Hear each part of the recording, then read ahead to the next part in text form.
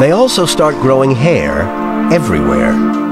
Teenage boys like Carl here start growing hair in the pubic area, armpits, arms, chest, abdomen, and even the back. Hair will also appear on the face, growing out of 30,000 follicles. That means a boy throughout puberty could be sprouting up to 30 new hairs a day. Just imagine the amount of stubble Carl will have to remove en route to his 50th birthday. 30,000 hairs each day, each growing 0.4 of a millimeter. In fact, Carl better get used to shaving, because by the time he's 50, he will have dragged his razor blade over an area this big. About 383 square yards. Unless, of course, he doesn't want to bother with shaving, in which case he could cultivate the same style as Nicholas Gascoigne here. Beards are the fastest growing hair on the body. If Nicholas never trimmed his beard, it could grow up to 30 feet long. If every man in the world did this, then it would be possible to weave a rope from their beards 30,000 strands thick and long enough to wrap around the planet 775 times. But when it comes to the pros and cons of excess hair, not everyone is in agreement. I do not find hairy men sexy. Sexy. Depends on where the hair is. On their back, no. On their chest is okay. Well, if they're all hairy on the chest, no. Off-putting. I find hairy men sexy. But sexy or not, hair is only a tiny part of a teenage boy's rapid transformation. His body changes so fast, he can become hard to recognize, as his jaw, brow, chin, and nose quickly morph from one look to another.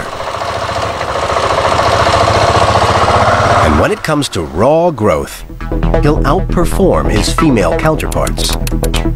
From the start of puberty, a boy will grow about a full foot taller.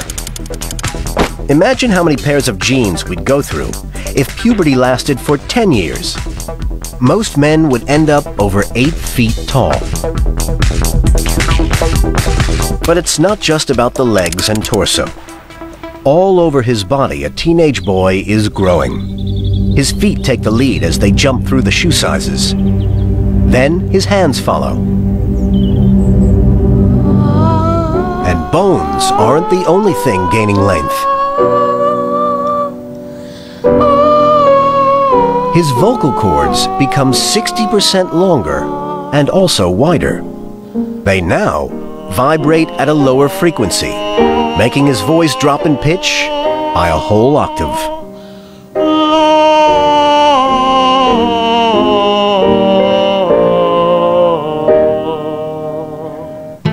It's a bit like converting this cello into a double bass. But there's another change awaiting any teenage boy, and it's not so welcome. Sweat. Hormones alter his perspiration, resulting in a more adult-smelling body odor. And under full exertion, he can fill a six-pack with sweat in just 1 hour. But he doesn't need to be in the gym to work up a bit of a stink. In fact, a boy's odor can appear at the most unwelcome times, especially when he senses fear, like right before a big event. His adrenaline hormone kicks in, and so do his sweat glands.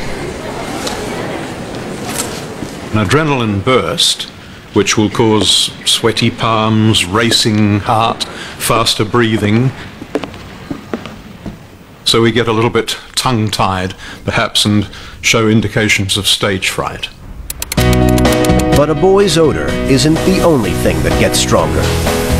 By 18, Carl here will have 50% more muscle and 50% less fat than a girl of the same age. These cans of spinach represent the weight of muscle a boy will develop during the course of his adolescence. That's 14 rippling pounds of it. But a boy rarely becomes quite the he-man he hopes, and his hormones often assail him in ways that are not at all welcome. What things upset me is acne. Well, you're never satisfied. When your body's constantly changing shape, you're never satisfied with it. I was way too thin. It was really tough to, I mean, I was running around a lot, so it was really tough for me to put on weight. But it's not just a boy's body that makes him different from a girl. He tends to develop the right side of his brain faster, resulting in what some experts believe are more attuned visual and spatial skills. In contrast, girls tend to develop the left side of their brain faster, leading to better communication skills. The age-old debate is whether these differences and others are because of our brains or our cultural conditioning. I imagine a good deal of it has to do with nurture and culture and environment. At least I thought that until I had both boys and girls, and now I know that even if you rear them the same way, there are differences. Contrary to what some may believe, girls don't talk more than boys. They both speak the same number of words a day, about 16,000 of them. But some studies indicate that women tend to be more articulate, using a wider vocabulary.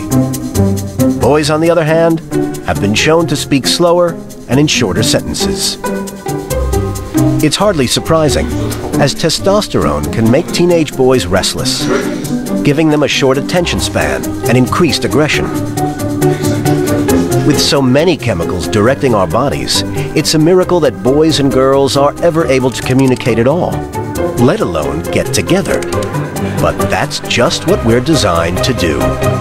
Soon, our bodies will be leaving a trail of secret scents and signposts, and we'll never be the same again.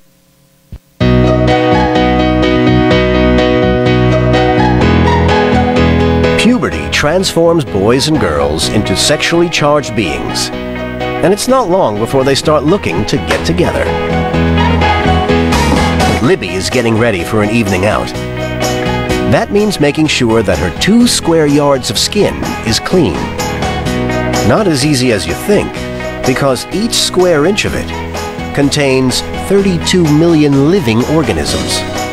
That's almost the population of California, which means that there are more organisms living on each of us than there are people on the surface of the Earth. Then we have to maintain our hair. Both men and women lose roughly 80 hairs a day. The good news is they can regenerate, and we do have a head start of about 100,000 of them that grow fast at 0.3 of a millimeter a day. Add them all up, and that's 33 yards worth every 24 hours. That means in only 2 months, we can each grow over a mile of hair. And after a year, we will have lapped the track 30 times with 7 miles of mop top. Hair is one of our body's strongest fibers. Amazingly, a single hair can support a weight of 3.5 ounces. And all of our 100,000 head hairs together can support the weight of 10 tons. And then there are all those little hairs we need to look after, like our eyelashes. We have roughly 200 of them around each eye, but we seldom stop to think how many of them we make. Yet over our lifetime, these tiny hairs could make a trail up to 47 feet long. And speaking of little things, what about our nails? Small but vital. Imagine life without them. Things we take for granted, like peeling an orange or opening a penknife, would be near impossible. But when we're getting ready to step out, they're another attribute we can make shine.